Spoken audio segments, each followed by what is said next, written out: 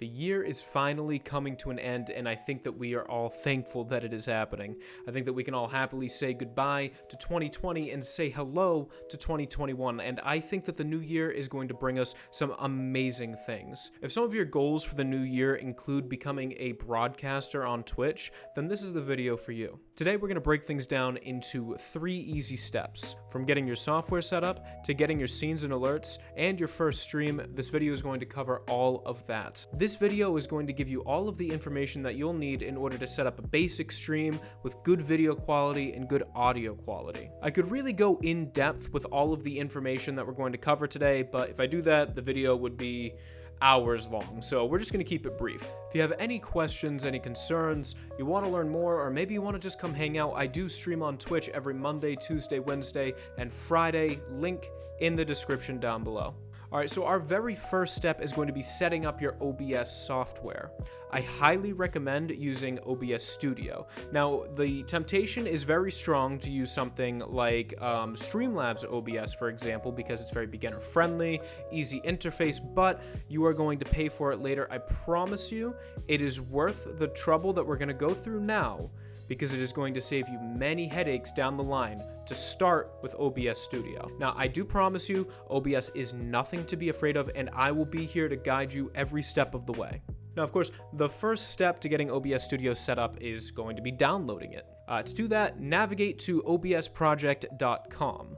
From there, click download in the upper right-hand corner. Click the operating system that you use. There will be a little picture. And for this tutorial, we're going to assume that you're using Windows because that's what I use and that's how I know how to do it. If you're on a different operating system, bro, I'm sure you'll find a video. Good luck. I love you. You'll want to click the button that says Download Installer. However, this is very important. If you're not sure if you're using a 32-bit or a 64-bit Windows system, we're going to find that out. It is super easy to do. You're going to click Start in the bottom left corner, and in the search bar, you are going to type in System Information. You're going to click System Information from the list of programs that comes up, and when you click it, you're going to get a kind of scary-looking window. Don't worry, super easy. You're not going to break anything, I promise. What you're going to do is you're going to make sure that System Summary is highlighted on the left side, and then you're going to go down to the item that says System Type. And for the value, it is either going to say x64 based PC or it'll say x32 based PC. And 64 means you have 64-bit and 32 means 32-bit. Simple as that. If your system is a 64-bit, go ahead and click Download Installer.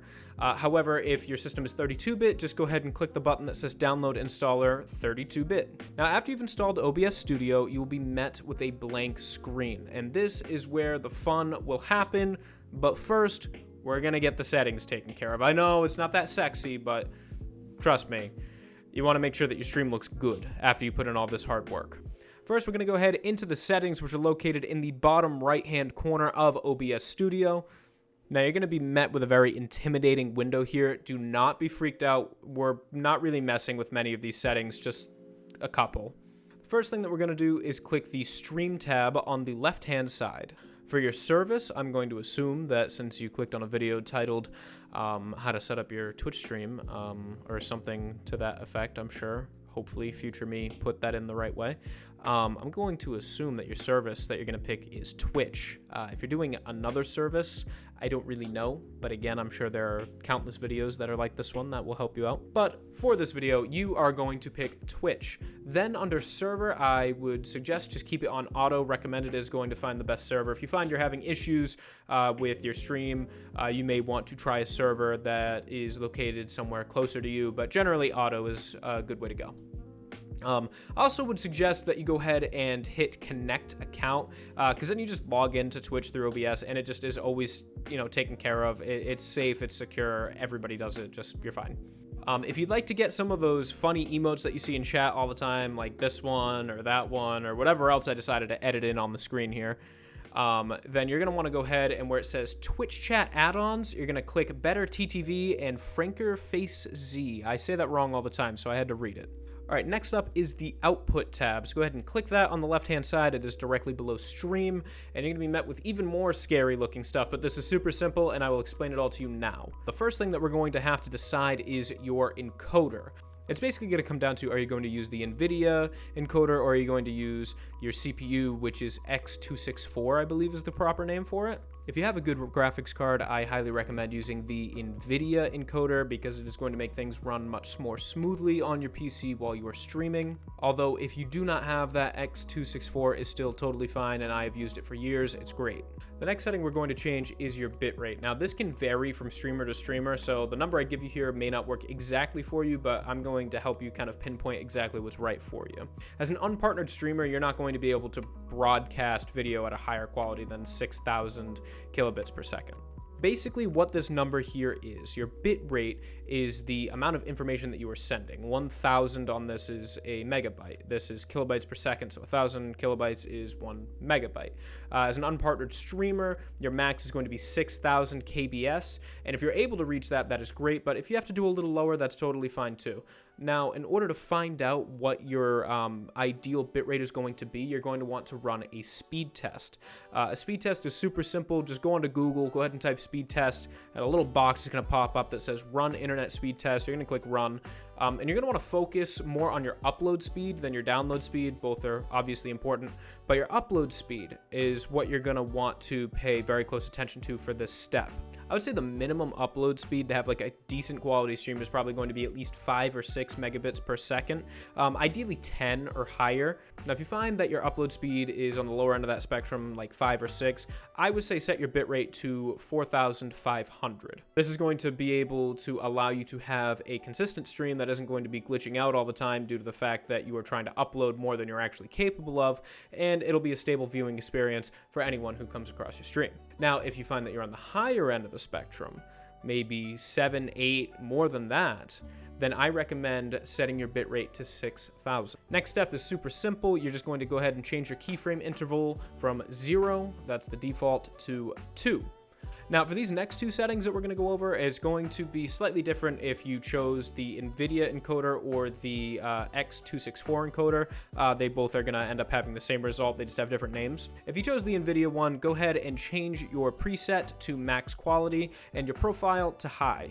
If you chose X264, you are going to change your preset to medium. Now, if you find that you are dropping frames, change it to fast. You're going to lose a little quality, but everything's going to work. You don't want to go above medium, as you're just going to be running your computer a lot harder for very little to no noticeable difference. Hey, Future Kyle here. Realized I did not add something that's kind of important in this video, and that is one other setting. You're actually going to go to the left under your settings. You're going to hit video, and you're going to have your base canvas resolution. I would recommend keeping that at 1920 by 1080. That's pretty much full HD. Now, your output scaled resolution. If you are live streaming and you are not a partnered streamer, I would recommend having that at 1280 by 720. And the reason for that is because a 1080p stream is something that is just not going to be viewable for the majority of people without having transcoding options, which is the ability to say, oh, I want this at 1080p, I want this at 720, I want this at 360. People aren't going to have those options if you're not a partnered streamer. And your FPS value, you could have it at 30, and that's pretty good. If you're playing like a really fast-paced game, maybe a shooter or something, see if you can do 60 FPS. 720, 60 FPS is a very good stream quality. You'll actually be amazed at how many people are actually running that and have good quality streams. But that is something that you should know. Now, back to the video. See ya. And with that, your OBS settings are pretty much taken care of. Now, these are your settings, of course, for streaming. If you like your settings for recording, we're going to go over that in another video. Now, that takes care of all of the more boring parts of it, all the settings. Now we get into the more fun stuff, which is creating scenes. Scenes allow you to do a lot of creative things with your stream. I'm actually going to show you a couple of mine just to give you an idea of some of the things that you can actually create if you are willing to spend the time and really try to think outside the box and do stuff. For example, this is my just chatting screen. Oh. Hold on. For example, this here is my just chatting screen where apparently that needs an update, so we'll do that. But there's a lot of amazing stuff that you can do. You can have scenes like this. You can have scenes like this. Now, scenes like that are using a green screen, but that is for another video as well. But there are a lot of amazing things that you can do. This is actually what my stream used to look like before I got the whole green screen thing set up. There's a lot of creative liberties that you can take with this and really make it your own. Now, for now, we're just going to go over the basics. The basics you're going to need are just going to be your camera, an alert box, which we're going to configure in like a couple minutes from now, and your gameplay. And if you get all three of those, you're pretty much all set. So the first step is to actually make a new scene that you're going to put all these things in. So in the bottom left corner, you're going to see scenes. You're going to click the little plus. You're going to name the scene whatever you want. Test 1, game scene, just chatting, stuff like that. Just whatever name you really think of. So you're going to do that, and then you're going to select that scene. Now, with that scene selected, you're going to see on the right side of the scenes box, a box that says sources, and it looks pretty much identical. You're going to click the plus at the bottom of that. The first thing we're going to do is add your camera. So you're going to click that plus in the source window, and you're going to go down to where it says add video capture device. From there, you're going to be able to select your camera and hit OK, and your camera should appear on the screen. Now, you can edit anything inside of OBS if you click on the source on the screen, and you can resize it. You can hold down Control, you can hold down Alt, and these allow you to stretch or cut images. As you play around with that, you'll figure it out very quickly. It's super easy, it's super helpful. Now that you have your webcam on there, the next thing that we're going to do is add your gameplay, which is a very similar step. You're going to go back down to the sources, you're going to click plus, and you are going to hit game capture. Now, once you do that, you're just going to go ahead and set the specific application that it is going to be capturing. Now, if you find that your gameplay is now on your screen and it's covering your webcam, that is another super easy fix. All you're going to do is go over to your sources, and you'll notice that you can actually drag and drop them in that list above each other. The higher they are is how forward they are. Now, sometimes games, if they're not played in full screen, will give you some issues if you're trying to capture them and they won't like fit the screen right. If you have that problem, instead of using a game capture to capture the game window, go ahead and do a window capture and then capture that specific one. If you play windowed borderless, or if you play games in windowed mode, usually that will fix most issues that you run into. Now, that is the hardest part of this process. Done. The rest of it is a cakewalk. Now we're going to move on to step 2. Step 2 is going to be setting up your alerts. Moving on to step 2, we will be setting up stream elements. That way you can celebrate every follow, donation, sub, or anything else that happens to happen. Does that make sense? On your stream. Now, your two options here are usually going to be stream elements or stream labs. I highly recommend stream elements for the reason that they have more tools, more customization options, and the ability to create your own merch store very easily. Plus, with the amount of customization options that they have, they really make it easy for your stream to stand out among the rest. Setting up is really simple. Just head on over to streamelements.com, create an account, get everything set up, and finish signing up with them. Once you've taken care of that, let's get your alert box set up. To do that, from the Stream Elements website, click Overlays on the left-hand side, then create a blank overlay. You should be met with this screen welcoming you to the overlay editor. This tool allows you to create some pretty amazing things for your stream, and I will actually be covering that in a later video. For now, click the Add Widget button, hover over Alerts, and click Alert Box. You'll now have access to all of the settings to fully customize your alert box with whatever sounds, videos, and text will appear when somebody interacts with your Twitch stream. Customize to your heart's content. Now, once you're done with that, click the link in the upper right to get your overlay URL, and do not forget to save the overlay. I've done it so many times, and all your work goes away. Save it. Make sure you save. Now go back into OBS, into whatever scenes that you'd like to have an alert box, which I recommend is all of them, and you're going to add something called a browser source to the source lists. And when you go into that browser source and the properties, you're going to paste the link that you got from your overlay that you just made. And just like that, you've added an alert box to your stream. As a quick side note, you can actually use a lot of pre-made stuff from Stream Elements, most of which are actually completely free.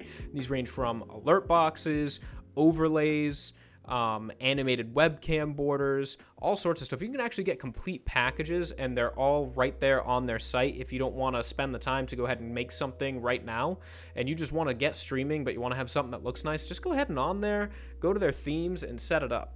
From the Stream Elements dashboard, click Themes Gallery on the left. You're going to click Alerts at the top, pick a pack that you like, and then hit Create. That'll then give you the link to put in your browser source inside of OBS, which will give you your scene. They also have full themes up in there, and they apply the exact same way. Now, the very last choice that you'll need to make for your stream is music. Now, given the current state of Twitch right now, you can't just play whatever music you want on the website, or else you run the risk of getting taken down by DMCA. It's a whole legal thing. It sucks.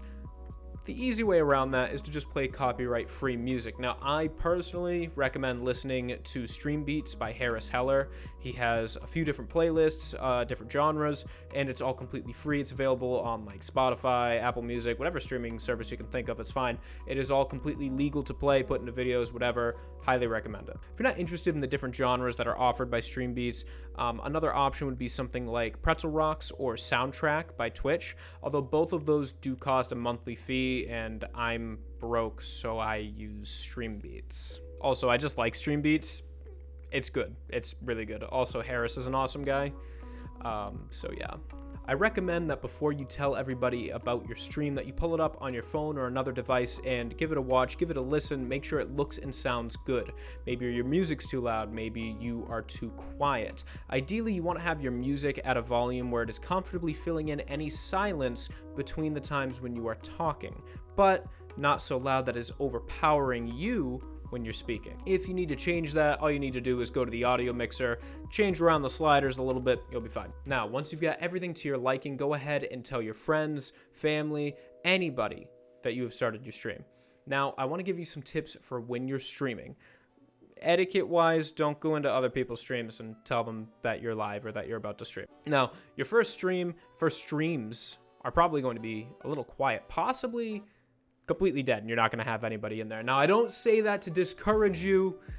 That is just the state of things right now. Now, try not to let it get you down.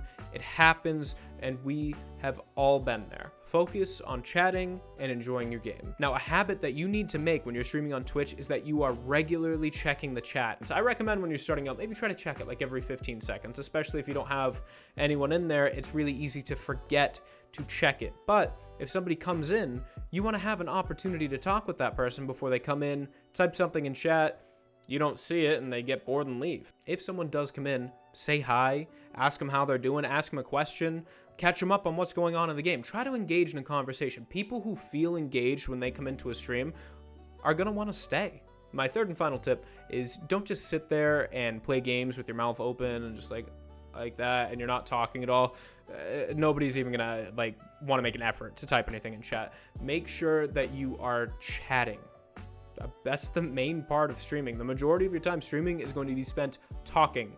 It can be as simple as just commentating what's going on with your game. It can be telling a story. It can just be chatting with friends, even if you're playing a multiplayer game. As long as there is conversation going on, people will be able to have something to hop into and be focused on and pay attention to. My only other suggestion to you is to set a schedule for when you're going to be streaming and try your best to stick to it. As you start streaming and start getting more people interested in your channel and following you and watching you, being consistent is important to the people who enjoy your streams and want to catch more of them. In our next video, I'm going to be talking to you about how you can get through your early streams where you're averaging usually 2 or less viewers, all the way on how to hit affiliate, and then what to do as you continue on to your path to becoming a Twitch partner. Now, if you are ever looking for other useful information regarding streaming or content creation, I recommend that you do stick around the channel. But if I don't have a video on it, I recommend checking out these awesome people here. I have actually learned from all of these people everything that I have done on my stream, and they've been a massive help to me, and I recommend that you check them out as well. You are going to learn so much, and I hope that you enjoy the things that you learn and have fun. Thank you all so much for watching, and as always, have a good one.